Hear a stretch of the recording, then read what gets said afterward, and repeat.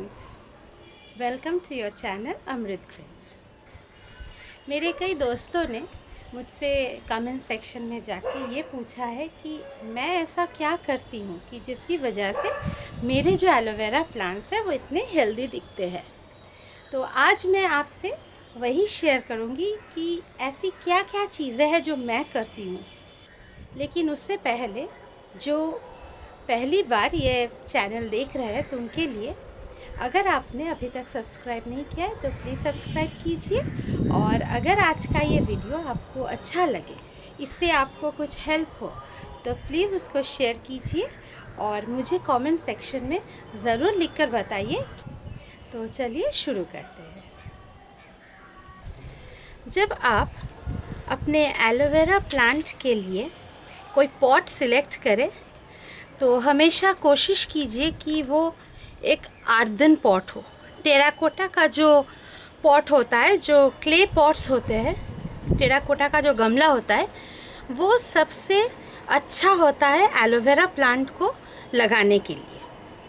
क्योंकि ये जो टेराकोटा पॉट्स होते हैं, इनमें आप देख सकते हैं इसके जो सरफेस है, इनमें बहुत ही फाइन पोर्स होते हैं, जिसके थ्रू इसमें जो मीडियम रहता है, जो सॉइल रहता है, उसके जो पानी होता है वो साइड में से भी इवापोरेट करते हैं। तो इसलिए ये जो मिट्टी है कभी भी गीली सी नहीं रहेगी और जो एलोवेरा प्लांट्स के जो रूट्स है वो भी आसानी से ब्रीथ कर पाते हैं। आप देख लीजिए कि जिस पॉट में आप एलोवेरा को लगाने वाले हैं उसके नीचे ड्रेनेज होल ज़रूर हो। ये देखिए, ये जो ड्रेनेज होल है इसका होना बेहद ज़रूरी है। नहीं तो क्या होगा कि अगर आप किसी भी पॉट में बिठा देंगे एलोवेरा को जिसमें ड्रेनेज की फैसिलिटी नहीं रहेगी, तो इसमें जो एक्सेस पानी आप डालेंगे, या मॉनसून का महीना होगा तो वैसे ही बारिश होगी, तो जो एक्सेस पानी होगा वो निकलेगा नहीं और इसकी वजह से क्या होगा कि ये मिट्टी हमेशा गीली सी रहेगी और एलोवेरा को गीली मिट्टी ज़रा भी पसंद नहीं है। एक्चुअली एलोवेरा एक ड्राई एरिया का प्लांट है। जनरली ये रेगिस्तान में पाया जाता है ये प्लांट्स, तो इसलिए इसके जो रूट्स है ये उसी तरह से नेचर ने इसको बनाया है कि इसको ज़्यादा पानी नहीं चाहिए होता है। तो हमेशा देखिए कि पॉट में ड्रेनेज होल ज़रूर हो। तीसरी बात जो आपको देखनी है वो है कि एलोवेरा प्लांट जो है वो सही साइज़ के गमले में आपने प्लांट किया है या नहीं। यहाँ पे जो मेरे दो एलोवेरा प्लांट्स जिस टब में हैं, जिस गमले में हैं, इसकी हाइट जो प्लांट्स हुए हैं इनकी हाफ के ज़्यादा है। मतलब आपके जो पॉट है ये आपके प्लांट के हिसाब से बड़े होने चाहिए। मतलब आपके जो प्लांट है उसके रूट को ज़्यादा जगह मिले ताकि ये अपने लीव्स को भी काफ़ी बड़ा ग्रो कर पाए। यहाँ पर देखिए, ये जो मेरे एलोवेरा का प्लांट है इसके हिसाब से इसका जो टब है ये काफ़ी बड़ा है। क्योंकि मैंने ये जो गमला बड़ा सा लिया है, इसके जो लीव्स है आप देख सकते हैं ये अच्छे तरह से ग्रो कर रहे हैं।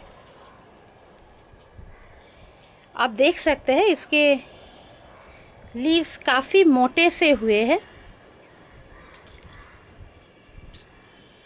ये देखिए, और इसमें जेल भी काफ़ी हुआ है क्योंकि ये टच करने से आपको फील होगा।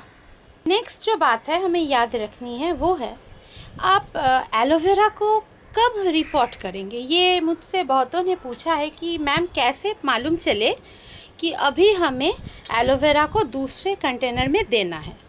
तो इसका सबसे आसान सा जो रूल मैं यूज़ करती हूँ वो है, जब आप देखें कि आपके जो एलोवेरा प्लांट है इसके साइड में से छोटे छोटे पप्स निकल रहे हैं, इसका मतलब है कि आपके प्लांट को और ज़्यादा जगह चाहिए। क्योंकि मेरा जो ये प्लांट है ये पहले से ही काफ़ी बड़े से गमले में है, तो मुझे इसको ट्रांसफ़र करने की ज़रूरत नहीं है। लेकिन अगर आपको ऐसा लगे कि आपका जो मदर प्लांट है वो उसके हिसाब से ये गमला छोटा पड़ रहा है, तो आप ज़रूर उसको उसी वक्त इसको लेकर ट्रांसप्लांट कर दीजिए, ताकि इसके जो पप्स है और डेफिनेटली जो पप्स होंगे उनको अलग से दूसरे गमले में लगा दीजिए, ताकि जो ये मदर प्लांट है इसको भी रूम मिल सके ग्रो करने के लिए। जब आपके ये प्लांट्स साइड में से पप्स निकालने शुरू करें तो तब हो सकता है आपको अपनी जो मदर प्लांट है उसको रीपॉट करने की ज़रूरत पड़ जाए। यहाँ पे आप देख सकते हैं ये जो प्लांट है मेरा, ये एक छोटे से गमले में था, लेकिन उसी में ये काफ़ी ठीक ठाक ग्रो कर रहा था, क्योंकि इसके जो पत्ते हैं आप देखिए, इसके लीव्स को काफ़ी मोटे मोटे से हुए हैं। लेकिन अभी आप देखिए इसके चारों तरफ से ये छोटे छोटे पप्स निकल रहे हैं। तो अभी मुझको जो करना है, इस प्लांट को लेकर, जो ये मदर प्लांट है इसको लेकर इस गमले से निकाल कर किसी बड़े से टब में देना है, या बड़े से अर्दन गमले में इसको ट्रांसफ़र कर देना है। और इसके जो पप्स हैं इनको भी मुझे अलग से उठाकर गमलों में ट्रांसफ़र करने हैं। नेक्स्ट जिस बात का ख्याल रखना है वो है, अपने एलोवेरा को थोड़ी सी प्यासी छोड़ दीजिए। एलोवेरा ज़्यादा पानी पसंद नहीं करती है। हम में से बहुतों में ये गलतफहमी होती है कि हम सोचते हैं कि हम अगर ज़्यादा पानी देंगे तो एलोवेरा भी अपने लीव्स में वो पानी यूज़ करेगा, लेकिन होता एक्चुअली पूरा उल्टा है। आप एलोवेरा को जितना कम पानी देंगे वो अपने लिए उतना ही ज़्यादा पानी अपने लीव्स में स्टोर करना शुरू कर देते हैं। तो इसीलिए हमेशा एलोवेरा को बहुत ही कम पानी दीजिए। मेरे सारे एलोवेरा प्लांट्स ओपन टेरेस में रहते हैं, और उससे क्या होता है ना कि टेरेस का खुद का भी एक कंक्रीट का हीट निकलता है, और साथ ही में क्योंकि ओपन है टेरेस, तो जो हमारे दोपहर में बहुत गर्मी हो जाती है, करीब टेम्परेचर नियरली 35-38 के करीब भी हो जाता है कभी कभार। इसलिए मैं अपने एलोवेरा प्लांट्स को हर रोज़ करीब 1 कप पानी दे देती हूँ। सुबह में आती हूँ जब वाटरिंग करने, तो हर एक एलोवेरा प्लांट्स को 1 कप जैसा, 1 कप आधा कप जैसा पानी दे देती हूँ, और शाम को कुछ भी नहीं देती हूँ। क्या होता है, मैं देखती हूँ कि इससे मेरे जो प्लांट के जो मीडियम है वो ना तो पूरी तरह से गीली रहती है और ना ही पूरी तरह से एकदम ड्राई हो जाती है। इससे क्या होता है कि जो ये प्लांट्स है इनको आसानी रहती है मिट्टी में से जो न्यूट्रिएंट्स है उसको लेने में।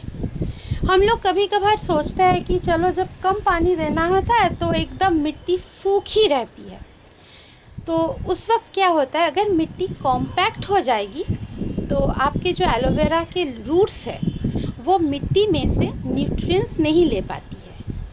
इसलिए जो नेक्स्ट चीज़ हमें ध्यान में रखनी होती है वो है, आप एलोवेरा को कैसी मिट्टी में प्लांट कर रहे हैं। एलोवेरा की मिट्टी हमेशा सैंडी लोम की तरफ होनी चाहिए, मतलब उसमें जो रेत की कॉन्सेंट्रेशन है, सैंड की कॉन्सेंट्रेशन है, वो ज़्यादा होनी चाहिए। लेकिन इसमें अगर आप थोड़ी सी कोकोपीट मिला देंगे तो क्या होगा ना कि जो आपकी जो मिट्टी रहेगी वो पूरी तरह से जम नहीं जाएगी। कंटेनर गार्डनिंग में सबसे बड़ी प्रॉब्लम यही रहती है कि हमारी जो मिट्टी है वो जम कर केक हो जाती है। तो इसी को अवॉइड करने के लिए मैं हमेशा कहती हूँ कि आप थोड़ी सी कोकोपीट डाल दीजिए, तो इससे सॉइल एकदम केक सी हार्ड कॉम्पैक्ट नहीं होगी। नेक्स्ट जो चीज़ हमें याद रखनी है कि एलोवेरा को काफ़ी धूप चाहिए होता है। आप देखेंगे कि मेरे जितने भी एलोवेरा के प्लांट्स हैं उनको मैंने ओपन टेरेस पे रखा है। इससे क्या होता है कि एलोवेरा को बहुत धूप चाहिए होता है, इनको बहुत हीट भी चाहिए होता है। एलोवेरा को ग्रो करने के लिए इसका आइडियल टेम्परेचर है 16 डिग्री से 32 डिग्री के बीच। अगर आप इसको ये टेम्परेचर प्रोवाइड कर पाएंगे तो आप देखेंगे कि आपके एलोवेरास भी काफ़ी हेल्दी होंगे।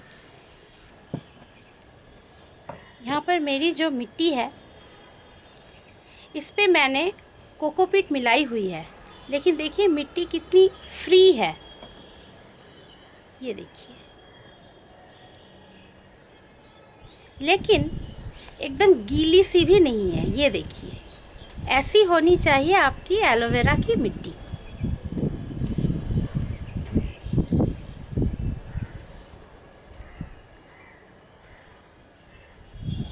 ये देखिए एकदम लूज सी होनी चाहिए। इससे क्या होता है कि एलोवेरा के जो रूट्स है इनको आसानी से इस मिट्टी में से न्यूट्रिएंट मिल जाती है। एलोवेरा प्लांट को कोशिश कीजिए कम से कम 6 से 8 घंटे की खुली धूप, एकदम बिना किसी रुकावट के इसको सुबह की जो 6 से 8 घंटे की धूप है वो मिल पाए। नहीं तो आपके जो प्लांट्स हैं वो उनमें जो लीव्स जो होंगे वो लीव्स थोड़ी सी लिम्पी हो जाएगी, मतलब इसकी जो लीव्स है वो पतली सी रहेगी। और उनमें ये देख सकते हैं आप, ये जो प्लांट है इसके जो लीव्स है एकदम स्ट्रेट एंड इरेक्ट, देखिए ऐसे ऊपर की तरफ जाते हुए स्ट्रेट एंड इरेक्ट लीव्स है। आप किसी भी एलोवेरा प्लांट को देखकर बता सकते हैं कि ये जो प्लांट है वो धूप में अच्छी से खिली है या नहीं खिली है। जो एलोवेरा के प्लांट्स आप शेड में ग्रो करेंगे तो क्या होगा कि इसके जो लीव्स है ये एकदम सीधी सी खरी नहीं रहेगी, ये लिम्पी, मतलब इसकी टेंडेंसी होगी कि ये थोड़ी सी ढल जाए, ऐसे ढलती रहती है। तो वो अवॉइड करने के लिए हमेशा अपने एलोवेरा को 6 से 8 घंटे की धूप ज़रूर दीजिए। और एक बात का ख्याल रखिए, जब आप एलोवेरा को ग्रो करेंगे ज़रूर ख्याल रखिए कि उसमें किसी पेस्ट या डिज़ीज़ की कुछ सिम्टम्स आपको दिख रहे हैं या नहीं, क्योंकि कभी कभी ऐसा होता है कि एलोवेरा के जो रूट्स है यहाँ से कुछ पचना शुरू हो जाता है, मतलब कुछ रॉट होना शुरू हो जाता है। तब क्या होता है कि ये जो लीव्स है ये स्ट्रेट नहीं रहेंगे, ये प्लांट की जो विगर होती है, जो सौंदर्य होती है वो भी नष्ट हो जाती है। तो इसलिए इस चीज़ का ख्याल ज़रूर रखिए, क्योंकि कभी कभी कुछ ऐसे माइट्स होते हैं जो एलोवेरा को अटैक करते हैं। तो अगर आप इसको सही धूप, सही टेम्परेचर और सही पानी दें तो ये प्रॉब्लम भी कम हो जाता है। तो तब आप अपने एलोवेरा प्लांट्स की जो खूबसूरती पूरी तरह से उपभोग कर सकेंगे। नेक्स्ट और एक बात, एलोवेरा की जो ये लीव्स है आप कोशिश कीजिए जो नीचे का लीव्स है इसको टाइम टू टाइम आप तोड़ दें, क्योंकि ये एकदम ज़मीन से लगी रहती है तो हो सकता है कि इनके थ्रू ही कुछ पेस्ट अटैक या कुछ रूट रॉट के प्रॉब्लम्स आपको हो सकता है प्लांट में। तो हमेशा कोशिश कीजिए जो नीचे का लीव्स है इसको थोड़ा खोल दे। और क्योंकि जब हमें एलोवेरा जेल की ज़रूरत होती है तो हम नीचे के लीव्स को ही हार्वेस्ट करते हैं। ये देखिए, फिर जिस बात की हमें ध्यान रखनी चाहिए वो है कभी भी अपने एलोवेरा प्लांट्स को ज़्यादा मत खिलाइए। हम लोग क्या करते हैं ना कि ओवर एक्साइटेड होकर जितनी चाहे उतनी फर्टिलाइज़र इनमें डालते रहते हैं, लेकिन एक्चुअली एलोवेरा को ज़्यादा फर्टिलाइज़र की चाह नहीं होती है। इसे अपनी जो रिक्वायरमेंट्स है ये आसानी से मिट्टी से मिल जाती है, प्लेन मिट्टी से ही मिल जाती है। अगर फिर भी आप देना चाहते हैं तो मेरे चैनल पे आप जाके देख सकते हैं, मैंने 2 फर्टिलाइज़र एलोवेरा के लिए इसके ऊपर एक वीडियो बनाया है जो मैंने ऊपर आई बटन में दिया हुआ है, तो आपको वो मिल जाएंगे। आप उनमें से किसी एक का इस्तेमाल करिए और अकॉर्डिंगली कीजिए। मैंने वहाँ पे बता दिया है कौन से फर्टिलाइज़र को महीने में एक बार और दूसरी को 2 महीने में एक बार यूज़ करना है। आप किसी भी एक को यूज़ कीजिए। ये जो प्लांट है ये सबसे सुंदर खिलता है जब इसको हम 16 से 32 डिग्री की टेम्परेचर प्रोवाइड कर सकें, जो कि हम एक्चुअली हमारे जो इंडियन या सब कॉन्टिनेंट की, एशियन सब कॉन्टिनेंट की जो टेम्परेचर है, तो इसको हम बाहरी ये टेम्परेचर दे सकते हैं। तो otherwise aloe vera is a very fast free plant. इसको ग्रो करना बहुत आसान है। एक्चुअली आप इसको केयरलेसली ग्रो कर सकते हैं, यही इसकी खासियत है कि इसको ग्रो करने के लिए आपको कुछ भी ज़्यादा एफर्ट देने की ज़रूरत नहीं पड़ती है। सिर्फ कुछ चीज़ों का ध्यान रखिए, पानी कम दीजिए, धूप ज़्यादा दीजिए, कम खाना दीजिए और एक अच्छा सा बड़ा सा कंटेनर दीजिए इसको ग्रो करने के लिए। बस आपका एलोवेरा आप भी देखेंगे कि आसानी से आप कैसे जायंट एलोवेरा ग्रो कर सकते हैं। तो स्टे ट्यून्ड, आगे और भी बहुत सारे वीडियोस आने वाले हैं एलोवेरा पे। तो आशा करती हूँ आज का वीडियो आपको अच्छा लगा है। तो अगर अच्छा लगे तो प्लीज़ शेयर कीजिए और मुझे कमेंट्स में जाके ज़रूर लिखिए, क्योंकि मैं इंतज़ार करती हूँ आपके कमेंट्स पढ़ने के लिए।